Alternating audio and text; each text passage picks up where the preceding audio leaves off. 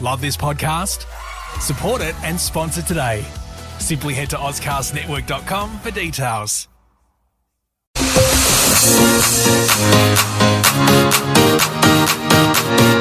Ladies and gentlemen, girls and gays, from gutters to gay bars and everywhere in between. Here to finish off your Tuesday, it's your three besties, two brunettes and a gay. Oh, good evening everyone and welcome. It is Deanna.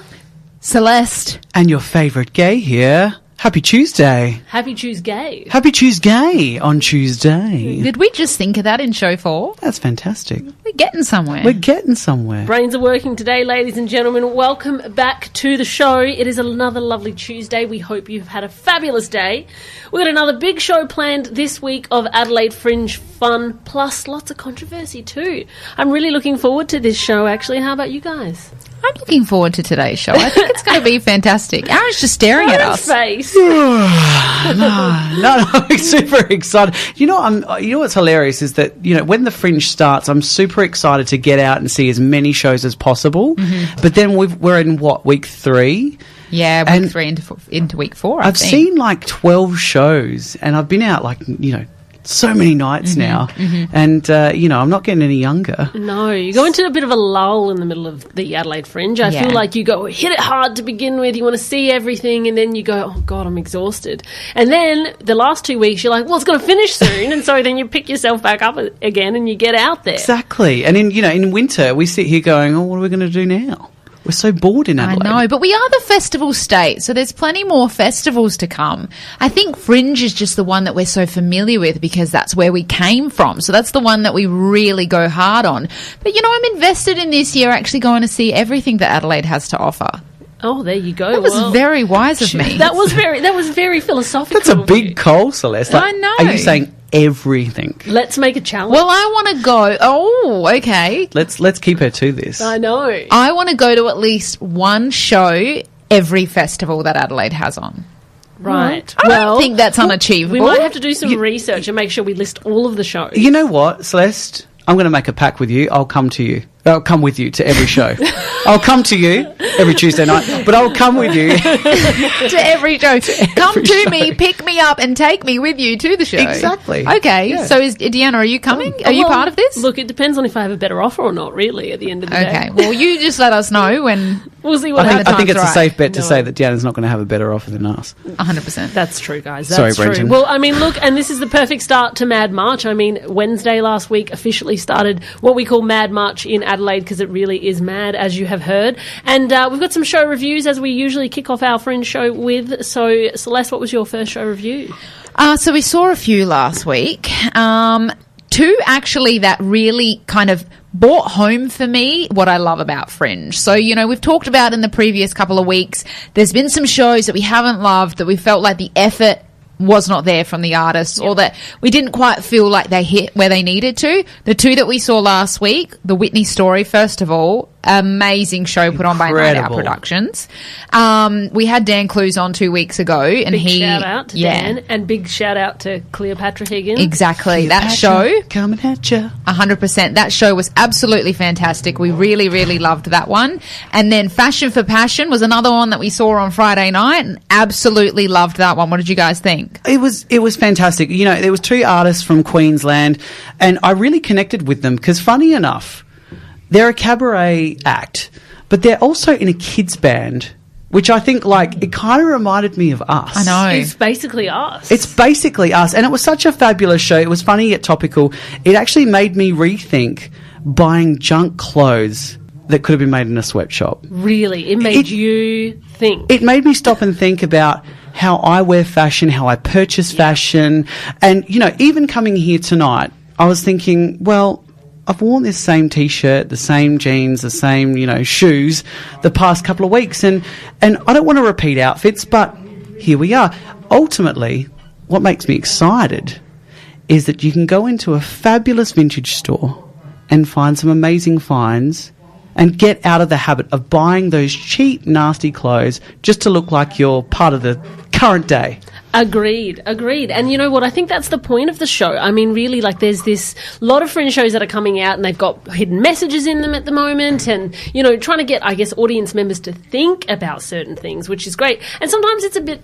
Like, sometimes, I'm going to be honest, it gets a bit annoying because sometimes you hear the same message over and over again because it tends to be quite topical at the moment. But these guys did it really well. They did it really well. And ultimately, what it described was that social media has changed how we view and how we use fashion. Yes. Which I think we can talk about a little bit later on in our later segment, which is going to be very juicy. The other thing I need to note about this show, the section that was the ode to the Supre brand. Because the good old pink Supre bags that we used to love. It took me back to my high school days, and I'm going to make a confession here again this evening. So I don't think I've told you girls this, but when I was 14, so I used to have a girlfriend named Taryn. So, of course, there was Taryn and Erin. Oh, that's sweet. That's nice. You know, it was, you know... Meant to be. She was like the straight version of me as a female, you know. I kind of looked up to her a lot, and... So every week we'd go to Supre because she'd want to buy a new top, a new boob tube, you know. You remember the leopard skin boob tubes too? Love very them. nice. Oh, so stylish. Fashion. Or just the material belts. But what I didn't actually tell you,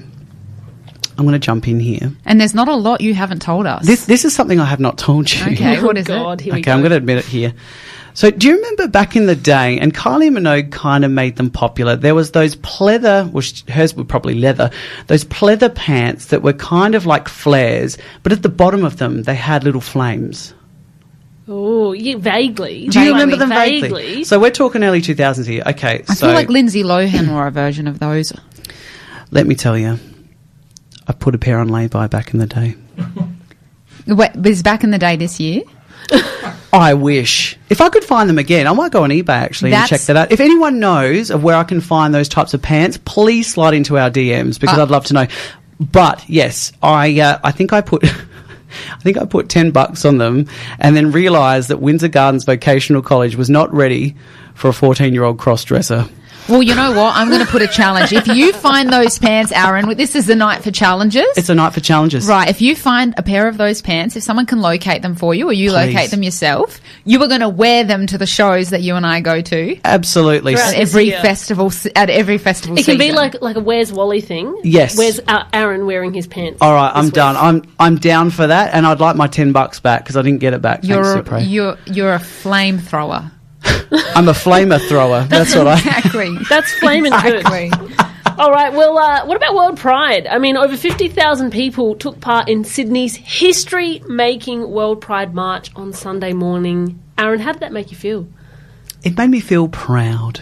It did. But actually what was fabulous was that, you know, Prime Minister Anthony Albanese did the walk. And I thought that was great for, you know, representing our country, being there to support the LGBT plus community. Mm-hmm. I thought that was a fabulous opportunity. And I think World Pride is usually something where, you know, each country that holds it has something that's iconic about that event. And I think that moment of Prime Minister Anthony Albanese walking across the Sydney Harbour Bridge, loved it. Part of my ignorance here, is this the first time an Australian Prime Minister has participated in the march? Now, I think... Fact checker. I need a fact checker. I think Malcolm Turnbull walked a few years ago when Cher was here for the Mardi Gras. Well, so that's a reason to walk. I'm pretty sure, because it was interesting because I think he was like the first Liberal Prime Minister to walk in the Mardi Gras. Usually Liberals are very, you know, right side of politics, don't usually go into those things. But Malcolm Turnbull, I think he might have been the first, I think. I can't imagine Bob Hawke walking down Mardi Gras. Walking with a beer. John Howard? He would be absolutely pissed by the end of Mardi Gras, Bob Hawke. John Howard? Skull and beers left, right and centre. John Howard, well, his eyebrows would lead before him, and I don't know if, you know... What, too soon? It's never too soon. He's still alive. Oh, thanks for that, David. Thank you for reminding me. Well, look, I mean, we have, if you are listening live on the Radio Italia Uno app, which we hope you are right now, at 5 p.m. at Adelaide time on Tuesdays, and you want to listen again, or you have anyone else that wants to listen, make sure you send them to the podcast. We don't want to forget to mention that we're on all the podcast platforms. And, of course, if you're listening to the podcast, download the app and listen live at 5 p.m. on Tuesdays. Or listen twice. Listen live we at would 5 like p.m. that. on Tuesdays, and then you've got an entire week before your next Tuesday to pick another time and re-listen to us. That's it. Because we're that entertaining. And our voices are that soothing. We have a big show coming up at the moment, though, and we've got some special guests later on in the show. But before we have those special guests coming up straight after this break, we have some interesting Tuesday tea time. We love our Tuesday tea time. What drama is going on this week coming up for you right after this break. So stay tuned for that one, and we'll see you shortly.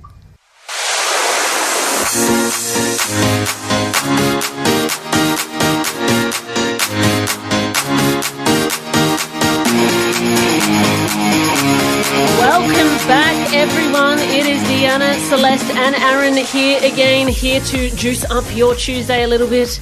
And, we almost started this debate last week and we thought, you know what, let's chat about this.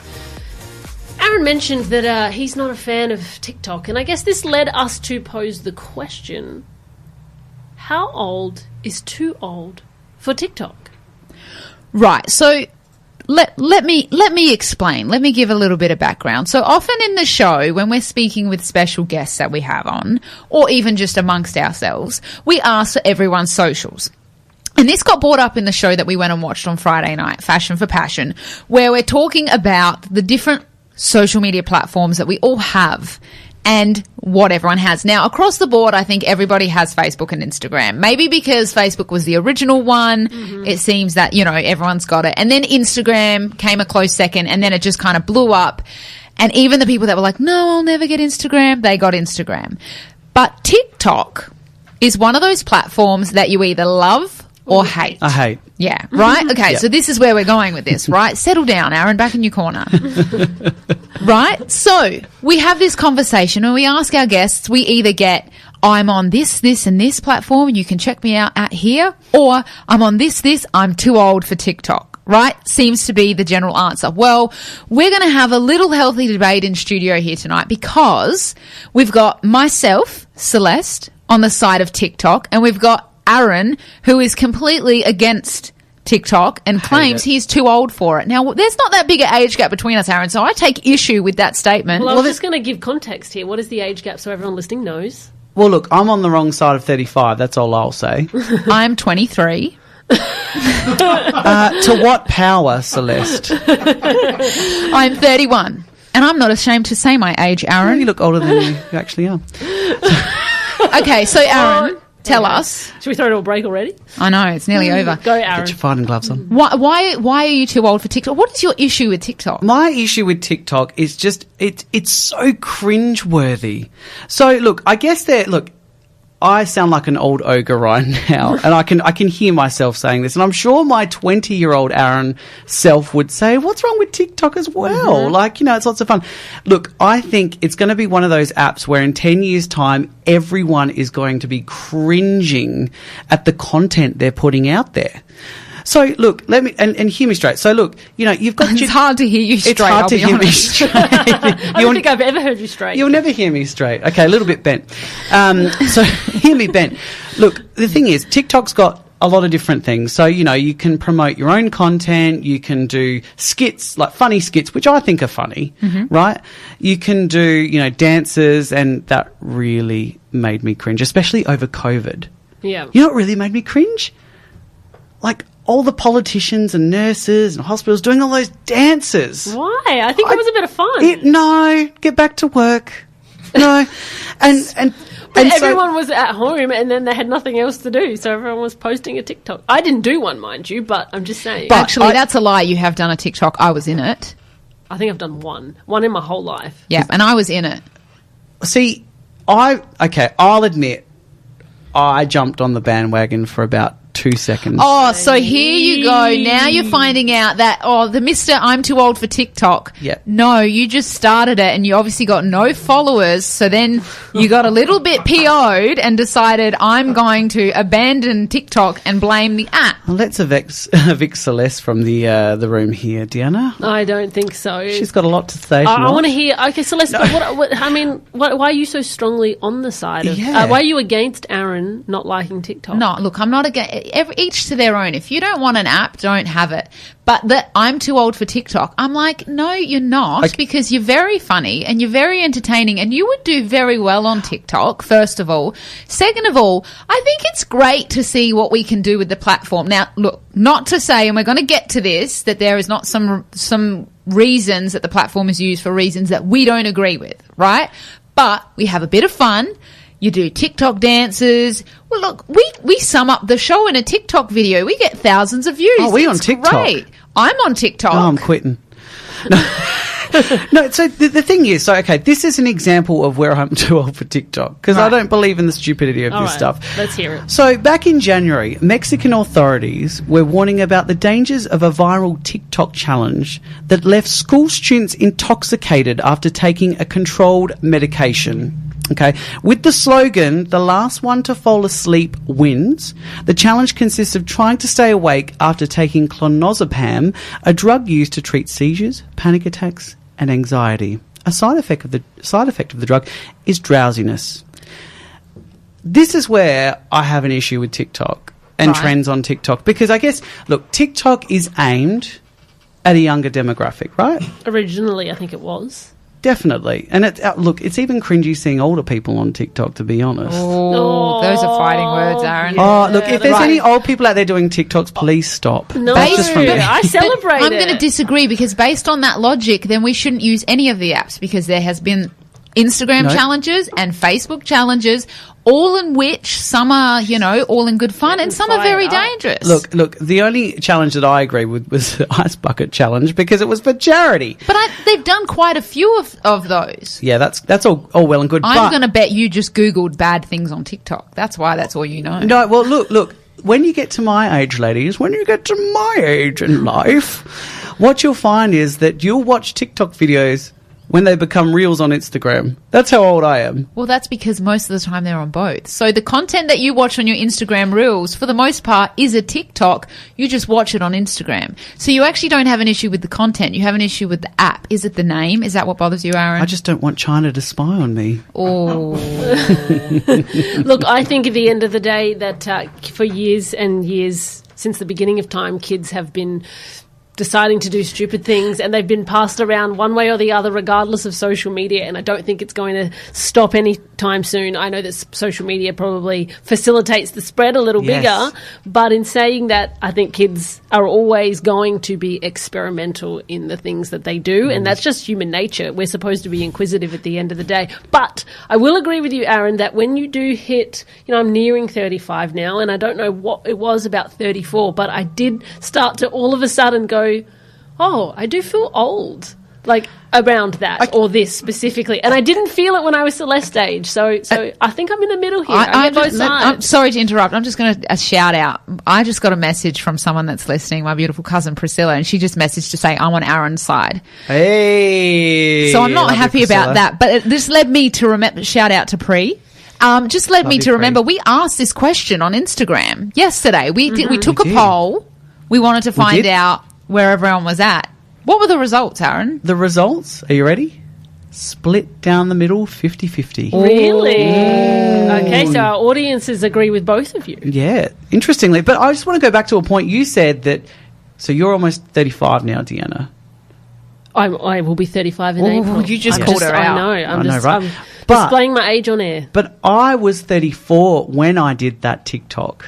Right. So, when you get to 35, you'll definitely go, no, I'm done with TikTok. Well, look, in 6 weeks, maybe it'll just all change. Yeah. It'll all change in the next 6 weeks and I'll just be over it. But I mean, social media does has its pros and it has its cons, and I think another big con of social media, which is something that the three of us quite frequently talk about, to be honest with you, is a little bit of cancel culture. This gets us fired up. Cancel culture gets it gets us fired up. Look, you know what?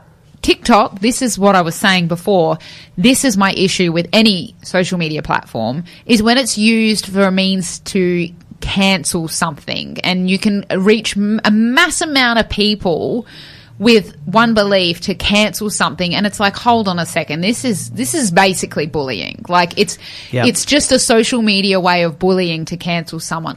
I don't like cancel culture at all. I think this is not a debate between us. We all agree on this, right? Completely agree.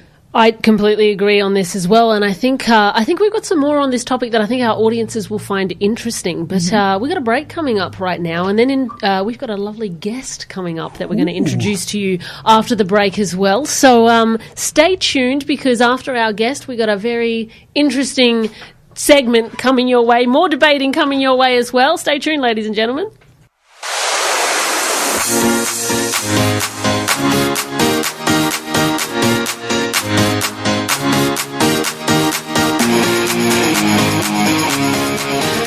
Welcome back, ladies and gentlemen. It is Deanna, Celeste and Erin back here on this fine Tuesday once again. And now we have a bit of an interview for you from the fabulous Erin Fowler. Now, if you don't know who Erin Fowler is, she is an award-winning Australian artist, working actress across the dance, physical theatre, music and film industries. She is here at this year's Adelaide Fringe presenting her fabulous show, Egg. Welcome to the show, Erin. It's a pleasure to meet you. Woo! Thanks for having me. It's lovely to be here. Great. It is lovely to have you. Now, tell us, how has the Fringe season been going for you? You start tonight, don't you, actually? I start tonight. I'm getting ready as we speak. Oh, the tight timelines of the Adelaide Fringe. So how have the preparations been going? It's been good. I mean, this will be, I guess, my 5th or 6th season of the show. So I premiered it in the 2021 Fringe, and this is going to be our closing final season. So it feels a bit sentimental, but I'm excited. Oh, Aww. yes. We know what that's like. We were, back in our heyday, we were Fringe performers ourselves. And then when we decided to take a break, the last show was very emotional when we kind of put the hats down a little bit. So we feel you on that one. You give a lot. You do. You give a lot, and then all of a sudden it feels like your baby is leaving. Yes. It's going off to pasture. So tell our audiences about Egg. Obviously, the Erin Fowler movement is your company as well, and there's lots of messages in this show. So tell our audiences a little bit about it. Sure, yeah. Well, speaking of babies, that is very relevant. So, in 2020 or 2021, when I was making the show, we were in lockdown, and I was 32, I was single, and I started getting all these fertility ads on my feeds on my Instagram and Facebook, and just thought, what is this? Do they know that I'm single, and why now at this age? And I was feeling a bit like trapped, not being able to travel anymore, and going, well, do I want to have a child? I don't know. I always just thought it might happen, and then it hadn't. Yes. And so this show is my way of kind of asking those questions. And it's been incredible to share it with people around the world. Well, I mean, look, being a middle-aged 30-something-year-old woman myself, and Celeste, you know, being in your early 30s as well, we can both relate to this, because it's a question you get a lot. When are you going to have babies? Are you going to have babies? Is there much time left to have babies? So I'm sure there's lots of... The ticking clock. The ticking clock. You start to feel it. Yeah, you do. And, you know, in the show, I don't necessarily kind of make a conclusion, even though my mum, when she watches the show, is so excited. She's like, this means you can have a baby. I'm like, Mum, it doesn't actually, if you watch the show. I was going to say that, actually. Has putting the show together helped your future decision on whether you want to have a baby or not? Well, it's interesting you ask. So I made the show with the incredible director, Hugh Parham, who's also a clown, and then we brought on Will Spartalis as sound designer. And as it happened, in making the show, Will and I fell in love. Now this is juicy. That's beautiful. I know. So he broke the tagline, 32 and single. I'm now 34, almost 35, and not single. And yeah, we both are artists. He's actually working in the Fringe creating Club Curious, which is the Gluttony Artist Bar. And so for us, our arts projects are our babies for now. We'll see what happens in the future. Yes. Right, so you're basically saying that mum's listening to the show each time and hoping at the end you make a pregnancy announcement, but it's really not coming. She really is. Not at this point in time. We have our hands full with all the different arts projects that we're doing. But yeah, I mean, it's lovely to have been making the show with Will and with you, and have been travelling and touring with the show as well. So, yeah, it's been really lovely. And speaking of travelling and touring, Erin, it says here that you've done quite a few different festivals, Hollywood Fringe, Sydney Fringe, obviously Adelaide Fringe, and I imagine quite a few more. Do you have a favourite? Is there any that stand out to you as being the festival that you've absolutely loved? Well, I probably couldn't go past Edinburgh. If you come to the show, you'll see that my plans pre-COVID was actually to move to Edinburgh. So there's quite a strong Scottish and even Irish kind of tone throughout the show. All I'm going to say is that there is an Irish dancing river dance egg moment in the show. Love that. To kind of, when I was thinking about whether I want to have children, I was also thinking about my ancestry. So I look into that a bit as well. So taking the show to Edinburgh, where I had to do my terrible Scottish accent, was both petrifying but also really, really special. That's great to hear. Yes, we talk about Edinburgh Fringe all the time, and it sounds absolutely fantastic. Are you planning to head there this year for anything? The plans are still up in the air. It's always a funny time of year because this is now sort of when the Edinburgh Fringe conversations are starting, and you're kind of thinking about that whilst also getting a show up and running here. So I'm going to get through opening night tonight. Get through this season, absolutely. Yeah. Definitely. Yeah. Now, you mentioned that you do some Irish dancing in the show, which is absolutely fabulous. And I think, from looking at your bio, you're a bit of a jack of all trades because your work blends an eclectic mix of contemporary dance, theatre, music, clowning, and, wait for it, martial arts. Ooh. I thought you were going to say bagpipes. There's also bagpipes. There's bagpipes too, yes. Yeah, if I could play the bagpipes, I would. I don't know if my family would appreciate that. But I would love the bagpipes and the martial arts together. Yeah. Kung Fu martial arts, bagpipes. That would be great. That's quite something, yeah. No, I will state that I'm not officially trained in Irish dance, especially it's very hard when you're in an egg costume, but, everything else is kind of a representation of my excitement to try new things, including going to China to study Kung Fu right after I finished my dance degree, which was one of the crazier decisions I've made in life. So will you go to China to study Kung Fu with your egg costume? I mean, look, I never say never. I will say that my shift into clowning and more physical theatre from my kind of contemporary dance days is partly a strategy to help my poor ageing knees. So I don't know whether the mountains of China will call me again anytime soon. I love that. Look, Erin, we were actually looking at the pictures of you in your egg costume, and we were having a good old laugh because from back in our days in the Adelaide Fringe, and we were in Gluttony for many years ourselves as well, Aaron actually got quite, well known for wearing a really large penis costume around Gluttony. And so we thought if we actually had you in studio with the egg and Aaron with the penis, that could be a really great party. That was a photo opportunity There's quite the collaboration there. Yeah, and hey, look, I don't play bagpipes, but I'm willing to learn. Well, look, let's chat. Let's chat after. So how many shows have you got coming up in this run, Erin? Well, Gluttony very kindly programmed a dozen shows, so we've got a dozen eggs left, which is great for the marketing. So 6 this week, 6 next week. Excellent. And then so this is the final run of the show. Yeah, it is. Look, unless anyone wants to buy the show and tour, I won't say no to that. But yeah, Will and I are both very sentimental, ritual kind of people, so we didn't want to do the last show and not realise it was the last show, which might be setting me up for a very highly emotional final show, but here we are. You know what to expect by the end of the run. Well, 12 to go. It sounds like definitely one to get out there and see. And if people want to come and see you, Erin, where can they see you? They can obviously get tickets through the Adelaide Fringe website. When are you playing? So it's 8:40pm every night for the next 2 weeks, except for Monday at the UKO, which is a beautiful venue in Gluttony. Perfect. Beautiful. And they can check you out on socials, I assume, as well? Yeah, just erin.fowler.movement. Sounds like an amazing show, Erin. We will try our best to get along to it for sure. Thank you so much for joining us tonight, and chookers for opening night. Thank you so much for having me. It's been lovely to talk to you. We will hopefully see you on stage soon. Sounds great. Thanks, all of you.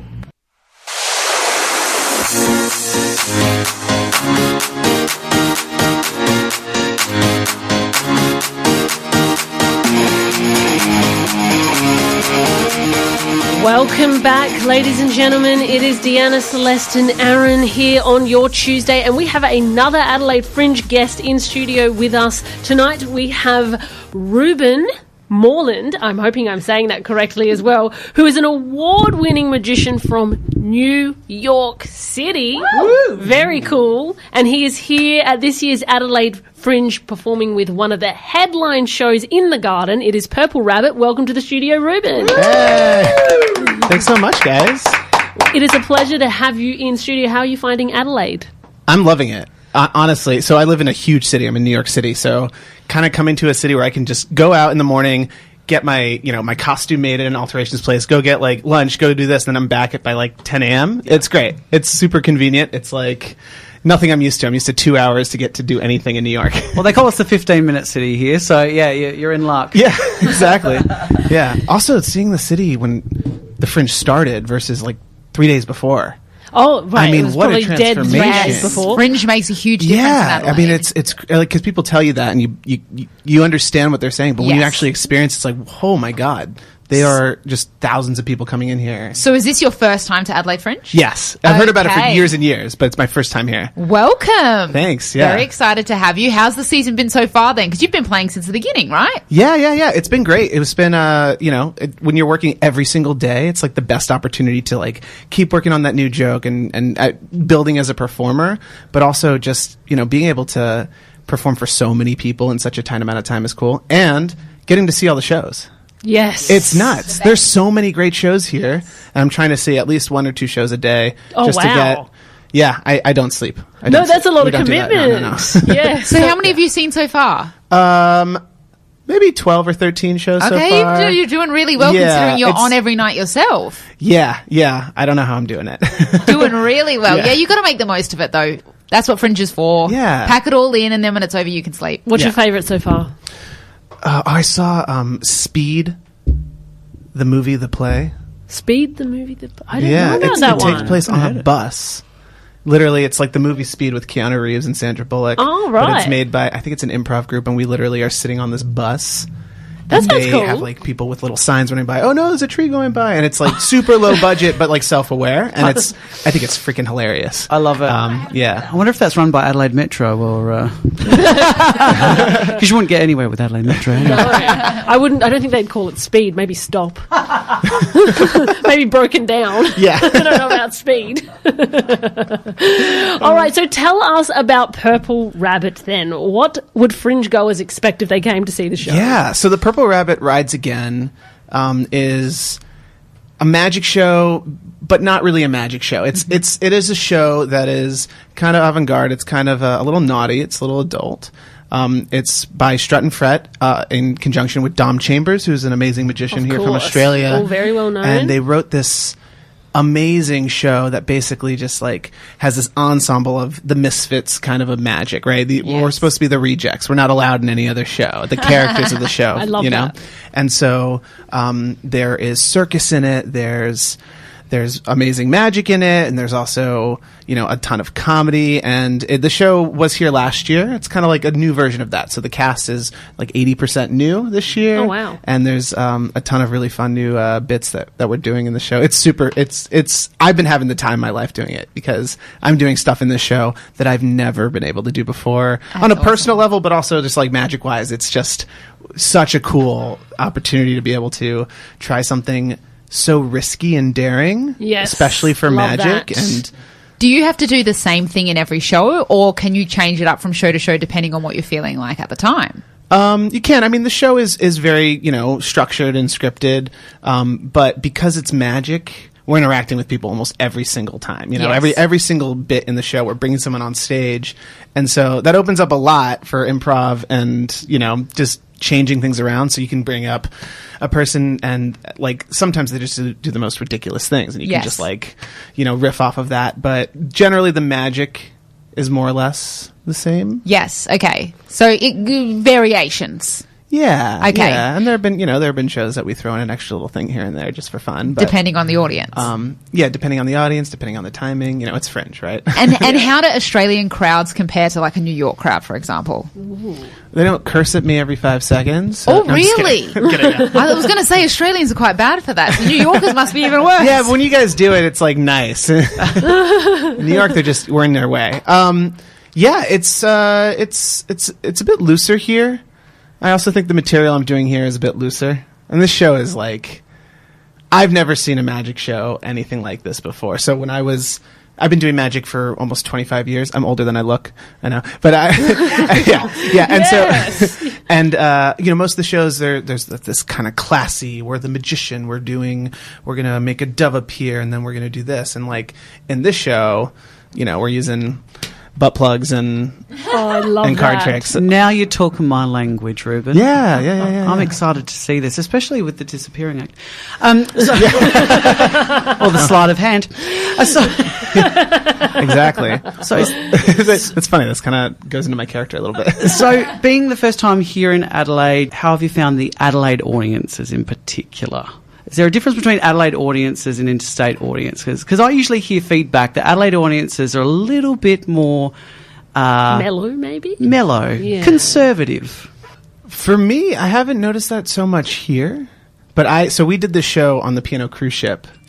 And that's a little bit different, because imagine, and I guess you'll see, if you've seen Blanc or some of the other shows that Strut and Fred have done, when you do, we did the show on the ship, it's still running right now on the Pacific Explorer, and we, when you're a family going on a cruise ship, maybe they're, let's say you're an 85-year-old grandma, and you're, there's a magic show, let's go to that one. So, fantastic. like, we always like to pride ourselves, like, if you want a show to be really great, there might be that 5% that is a little shocked from that thing, and they're not, 100% on board, or they're maybe educating themselves about a new type of humor experience.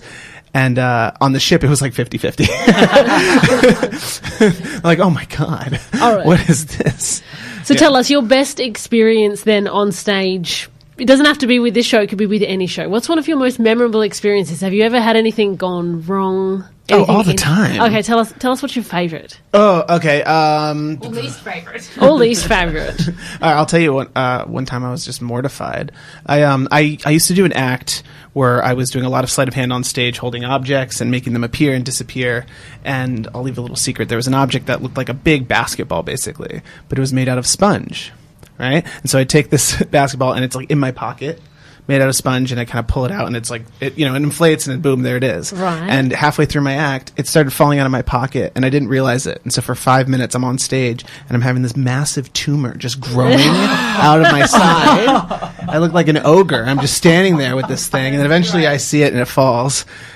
So I guess, it wasn't even trying to be a comedy act, but it turned into one, I guess. I love it. And I want to know, as a kid, what inspired you to get involved in magic? Yeah, no friends. That's no.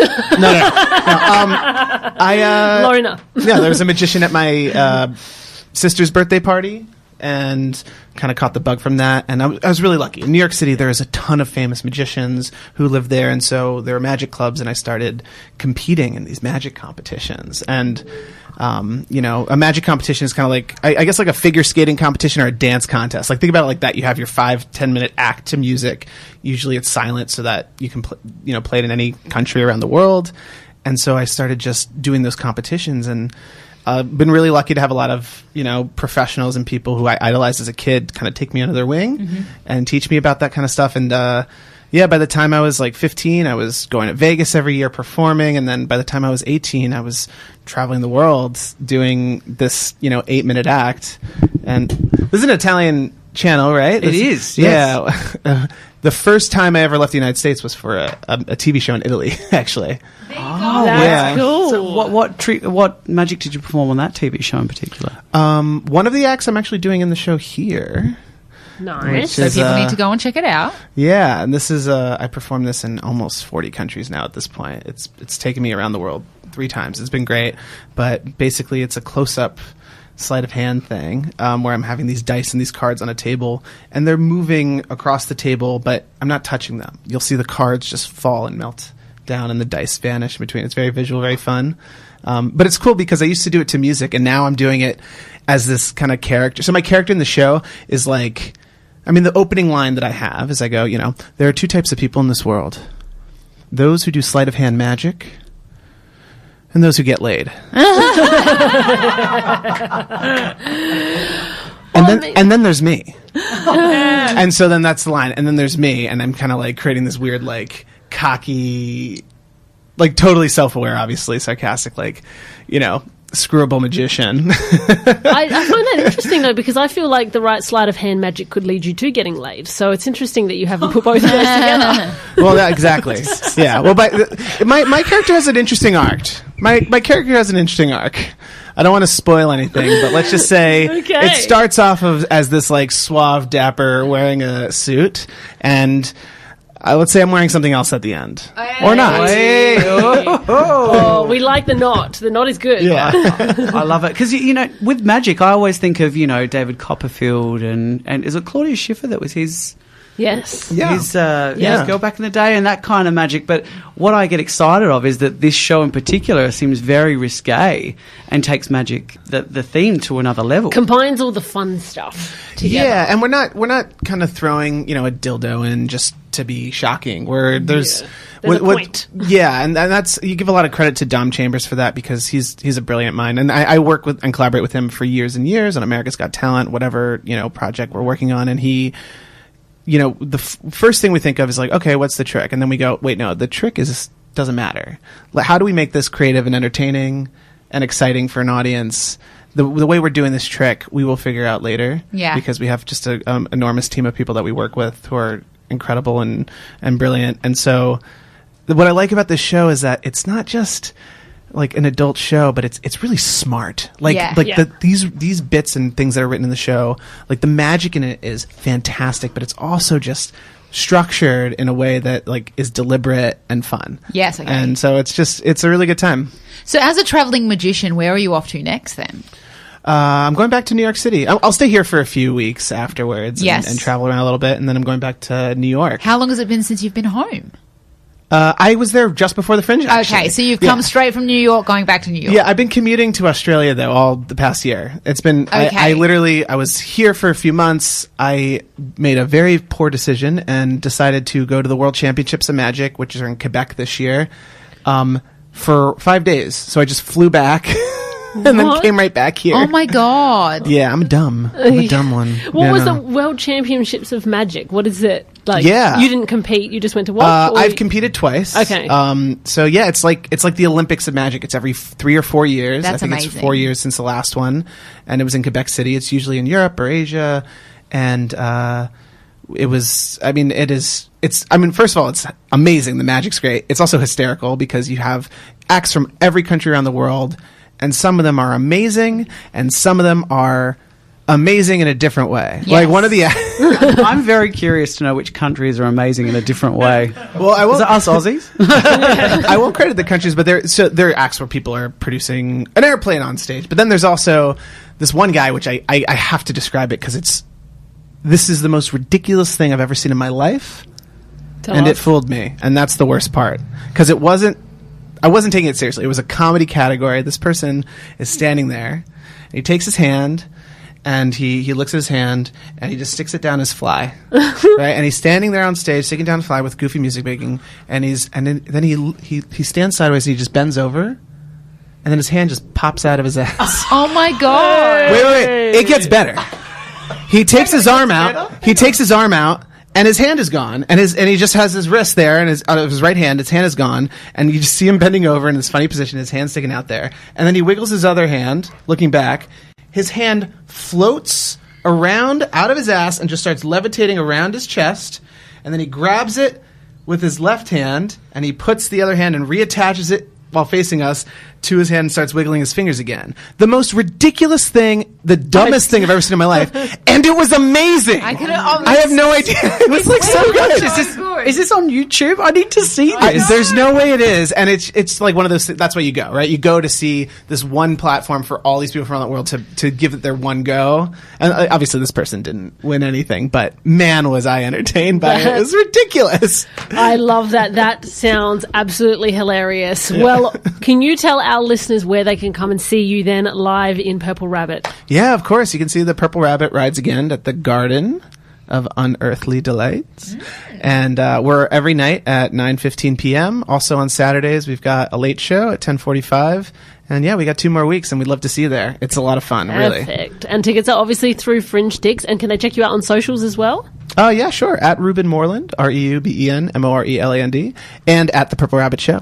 Ah, excellent. Very cool. Now, just before you go, I do have to ask you, just as a favour, in the break, can you make the two brunettes disappear for me? Sure. Thanks. Right now. Let's do it. They're gone. Let's go.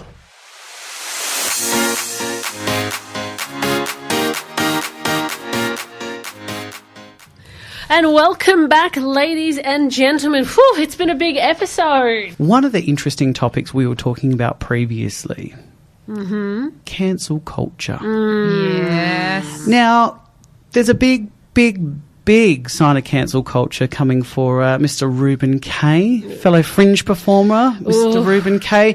He created a bit of controversy last week, didn't he? It's fun. I just have to mention that we just had a Ruben in the studio, and now we're talking about a different Ruben. They're different Rubens. Different Ruben. A different Ruben. Now, that Ruben Yes. didn't create controversy. This Ruben certainly did on the project last week. This is what we've heard. Now, Ruben K, I thought that was a pretty smart joke, to be honest. It's extremely smart. Extremely smart, but I'm the least offended person in the world. This was also on at 6:30 at night. Yes. So we're talking primetime TV. Yeah. Yeah. So poor Ruben, he's been inundated with Oh, I can cancellation imagine. messages. Yes. Hasn't the project also been inundated with cancellation messages? They have too, to the point where Waleed the next day did have to apologise to the Muslim community. Okay, I see. This is a tricky one, though, because, I mean, they couldn't have predicted that he was going to say... Yeah, look, if I'm going to be something completely offensive. honest, I'm not a fan of the project.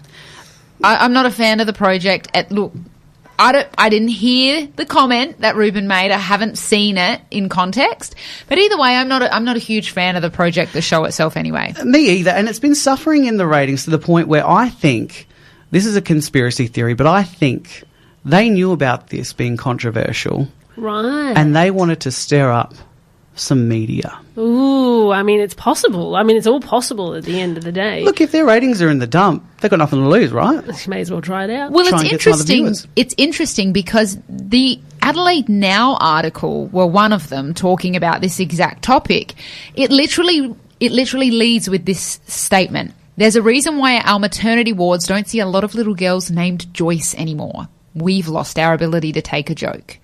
So let's literally Ooh. Adelaide Now saying that everyone has gone up in arms over this comment that Ruben has made, and it's completely ridiculous because obviously the context in which it was meant was not in offence. And this is my issue. Context is everything when it comes to these things. 100%, and I think that's our issue when it comes to cancel culture a lot of the time, and reason why we wanted to get to this point in the show is because context is everything. Absolutely. And I think, well, look, there's been several other comedians out there, including the ones that I saw on the weekend, who have said some really, really extreme jokes that even made me squirm. Ooh, Oh, yeah. The man who can't be offended. The man who can't be squirmed.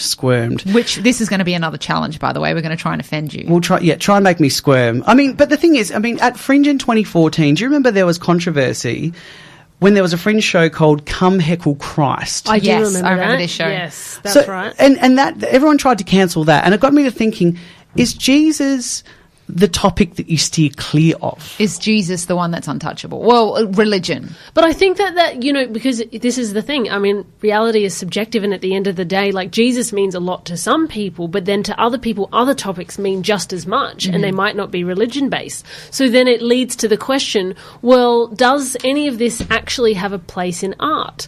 Because if there has to be lines for everything, I think art will die, because a lot of art is based on being controversial. Especially comedy. Especially comedy. And 100%. Comedy is the thing that we need right now more than anything in this world. And when you take that away from us, what have we got? like, the thing is that I think we have, like, people are entitled to their opinions. And obviously we like to say that we have freedom of speech, but then at the same time, there seems to be a collective narrative that's trying to push everybody towards the same opinion. Now, that's not to be said that obviously we can't be better educated on some subjects and understand that some things aren't okay. In fact, there are a lot of things that we once thought were okay that we now understand are not okay. But again, it's contextual. And when it comes to art, the intent is not to necessarily directly insult or offend an individual, but rather make a group of people laugh. Or poke fun. Poke fun at the end of the day. And so it's like we have this ability to just not attend a show if we don't like it. No, and you know what? In my lifetime, like I love conversations like this. I've been in politics, for those of you out there that listening that don't know that, and I am an animal rights activist. And you know, being someone who has been an animal rights activist for the past 8 years, been vegan for the past 8 years as well. You know, I am someone who likes to Glad hear you both. chucked that in there, by the way. Of course. How do you know a vegan? How do you know a vegan? That's She'll right. tell you. That's right. Firstly, yes, I am vegan. If you want to know anything about it, hit me up. Secondly, just got to throw that in there.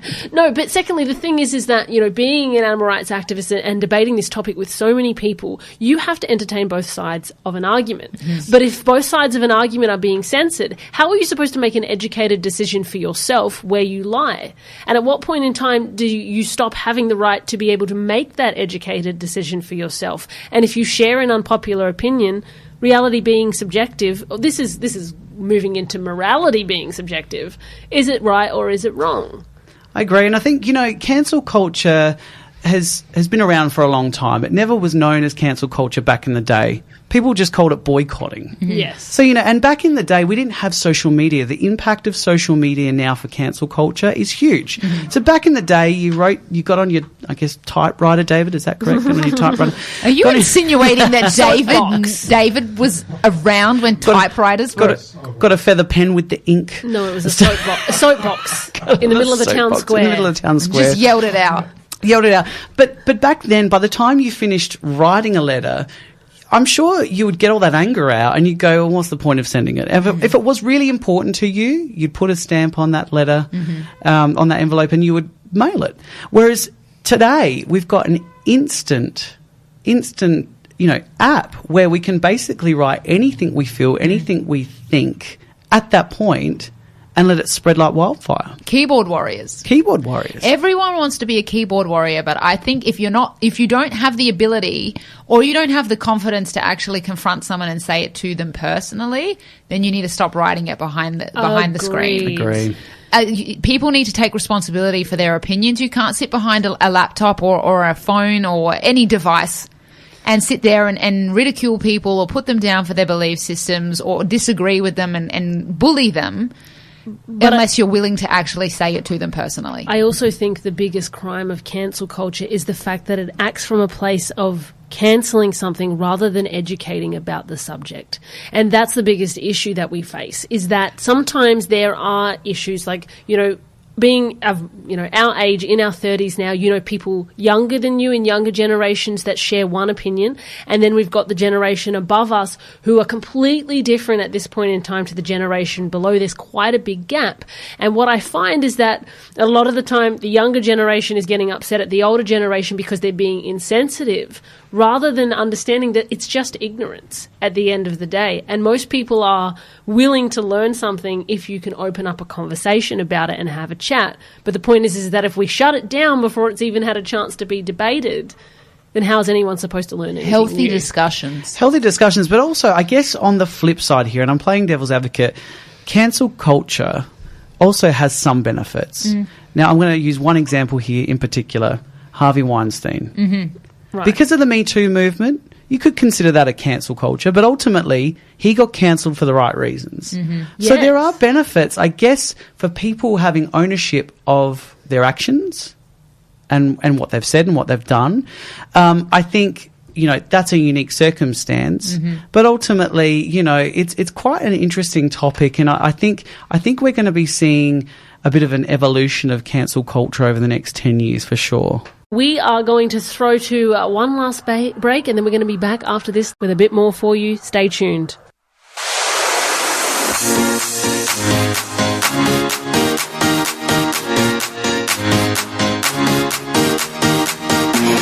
Ladies and gentlemen, it has been a big show tonight.